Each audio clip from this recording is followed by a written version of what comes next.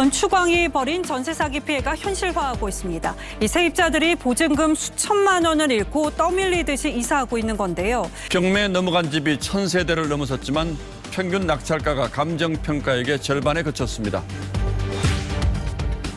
대한민국을 뒤흔들고 있는 전세 사기 피해. 엄마가 주신 돈이에요. 서울에 처음에 자취할 때 전세금 보태라고 엄마가 주신 돈이고. 뭐 아이라던가 그런 좀 가정에 대한 미래 계획까지도 조금 계획을 하고 있었는데 사실상 지금에 와서는 그런 것들이 다 무의미해진 상황인 거죠. 전세 사기. 더 이상 개인이 아닌 사회 문제로 대두되고 있는데요. 대책은 없는 걸까요? 안녕하세요. 먼저 자기소개 부탁드립니다. 안녕하세요. 전세 사기 피해자들의 목소리를 현장에서 듣고 있는 한국토지주택공사 전세 피해 지원팀 이원재 차장입니다. 저희도 뭐 보도 통해서 사태의 심각성 잘 알고 있지만 또 피해자분들의 목소리를 직접 듣고 계시니까 그 심각성을 더 실감하실 것 같아요. 전세 사기는 작년 말부터 인천 미추홀구 건축왕 아니면 수도권 빌라왕 사건 등 대규모 피해자가 발생하는 사건으로 이슈가 되었습니다.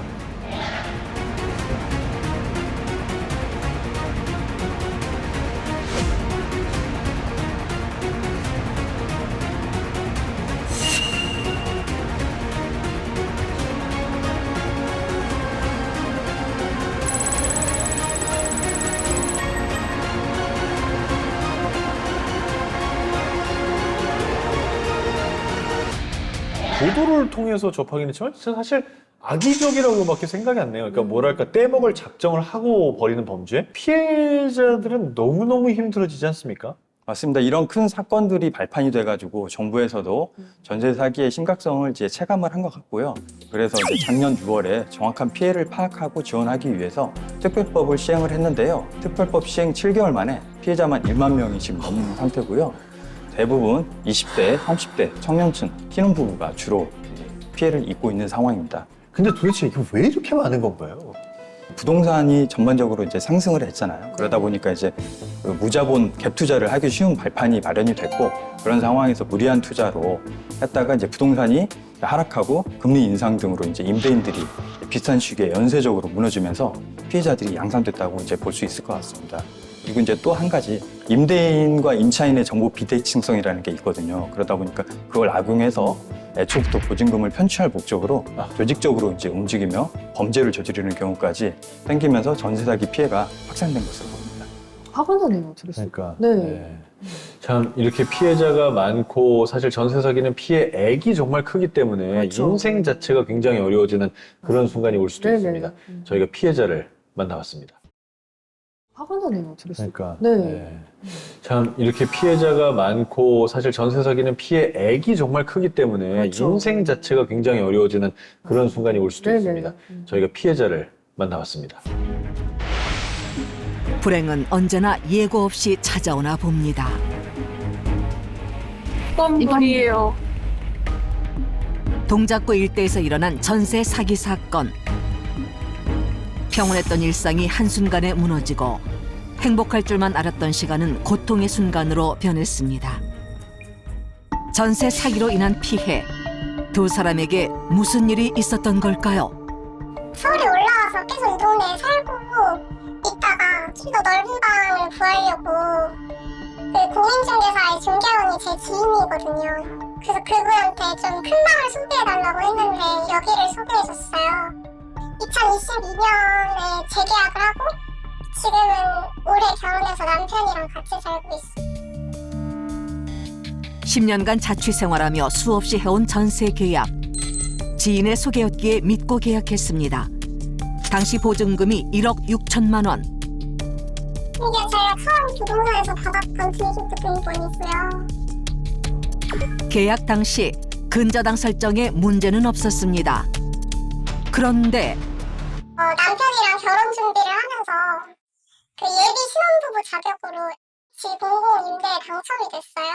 그래서 집주인한테 저희가 공공임대에 당첨이 됐으니까 집을 좀 중도 출시할 수 없냐고 여쭤봤는데 지금 만료된 세입자들 돈도 못 주고 있는데 무슨 소리 하냐 이런 식으로 말씀을 하시더라고요, 집주인이.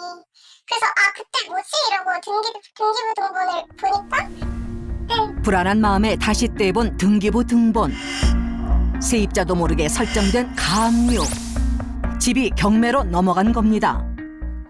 하나씩 이제 등기부도 확인하고 여러 가지 이제 같이 임대인으로 이제 좀 다른 분들하고 이제 말씀 나눠보고 하는 과정에서 보통 상황이 아니구나, 우리가 이러다 보면 진짜 전세금을 다 날릴 수 있겠구나라고 하는 그냥 그런 마음이 이제 들겠죠. 불안한 마음은 현실이 되어 돌아왔습니다. 22년 10월부터 세입자들이 보증금을 받지 못했다는 건데요.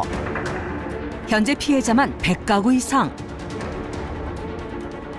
집주인에게 보증금 반환을 요청해도 돌아오는 답변은 한결같았습니다.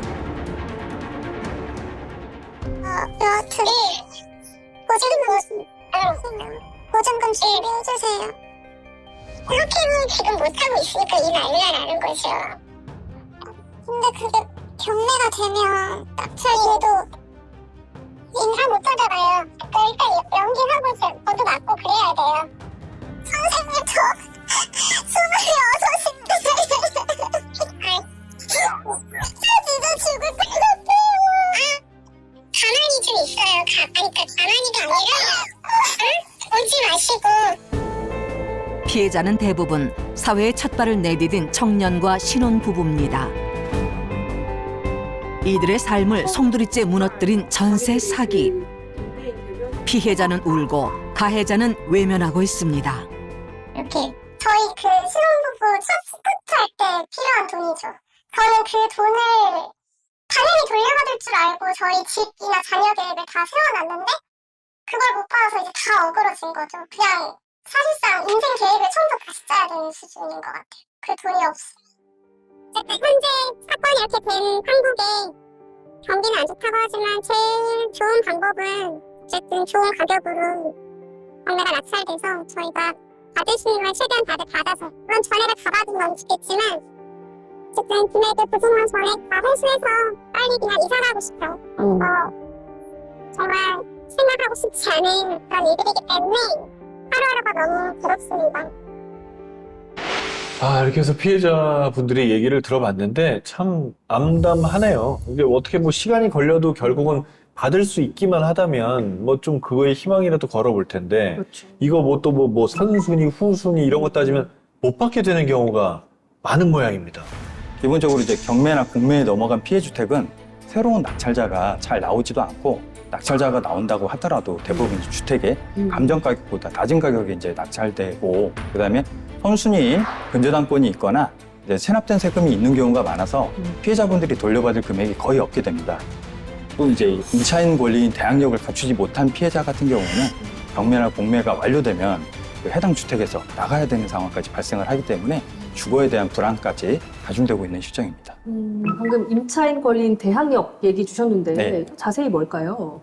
쉽게 말해서 임대보증금의 전액을 다 받을 때까지 해당 임대주택에서 거주하면서 보증금을 달라고 주장할 수 있는 권리를 말합니다. 네. 이제 문제는 이제 대항력이 없는 임차인이 문제인데 임대보증금을 전부 못 돌려받을 수도 있고 이제 바로 쫓겨난다는 거죠. 예방은 어렵습니까? 계약할 때 이제 당연히 꼼꼼하게 챙겨야 하는데요. 자기가 임대차 계약 기간이 종료될 때까지 아무런 권리관계를 등기부 등본에 기재하지 못하도록 이제 그걸 이제 특약사항으로 기재하는 거죠. 내가 종료될 때까지는 다른 특약사항을 쓸 수 없다. 네, 그렇습니다. 등기부 등본에 네, 맞습니다. 그걸 적을 수 있습니까? 적을 수 있습니다. 그럼 안 받아주면요? 안 받아주면 이제 계약 자체가 성립이 안 되는 거죠. 그럼 그 집에 들어가지 말아라. 이제 그건 이제 임대인도 세입자를 구해야 되는 상황이다 보니까 그 정도는 당연히 해줘야 되는 상황이라고 볼 수 있겠습니다. 이거 중요한 사안이에요. 네, 맞습니다. 네. 그 지난 6월에 특별법 시행됐다고 이제 말씀을 하셨는데 이 피해자를 위한 지원 방안이 있습니까? 피해자 이제 맞춤형으로 여러 가지 방법이 있는데요. 네.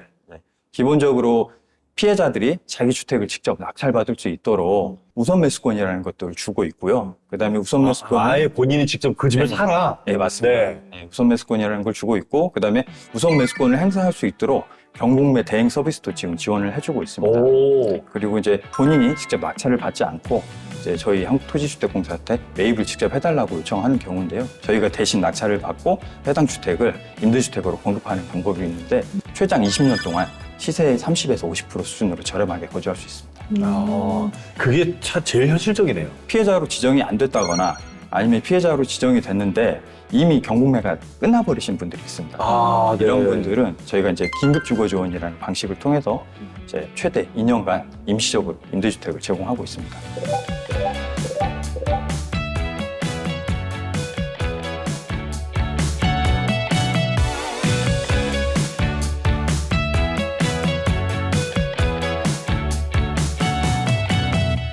그럼 이런 제도들 전세 피해자들은 모두 해당하는 건가요? 전세 사기 피해자 요건 4가지를 갖췄을 경우에는 피해주택 매입을 요청을 할 수는 있습니다. 그 첫 번째가 이제 대항 요건을 갖춰야 된다는 건데요. 대항 요건이라는 게 뭐냐면 주택 전입과 확정일자를 이제 갖춰야 되고요. 두 번째는 전세 피해 금액이 3억 원 이하, 이제 특별한 경우 5억까지 가능합니다. 네네. 그다음에 임대인 보증금 반환을 이행하지 않거나 그런 의도가 있을 때 대상자로 이제 해당이 됩니다. 만약에 그렇게 해서 대상에 포함이 되면 그럼 어떻게 신청하면 됩니까? 정부 전세사기 피해지원위원회를 통해서 전세사기 피해자로 결정이 되면 그 결정문을 가지고 피해주택 매입 신청이 가능합니다. 자세하게 말씀드리면 한국토지주택공사 청약플러스 홈페이지나 아니면 콜센터에 전화하셔서 우선 상담을 통해 상세한 내용을 안내받으신 후 신청하시면 됩니다. 끝으로 피해자분들께 한 말씀이라고 해야 될까요? 좀 부탁드릴게요. 정부나 저희 네. 한국토지주택공사나 최대한 신속하게 이제 정책과 지원 방안을 마련하긴 했는데요. 피해 규모가 크다 보니까 네. 일부 사각지대가 이제 발생한 건 사실입니다. 음. 그래서 이 사각지대를 해소하기 위해서 지금 피해자들의 의견을 지속적으로 청취하고 있는 상황이고요. 정부나 유관기관과 협의해서 지원 방안의 미비점을 개선해 나가도록 하겠습니다. 피해를 입는 사람이 없었으면 제일 좋겠지만 만약에라도 정말 이런 일이 생겼다면 그때는 언제든지 한국주택공사의 도움을 요청하는 거를 최우선적으로 고려를 해봐야 될 것 같습니다. 네, 맞습니다.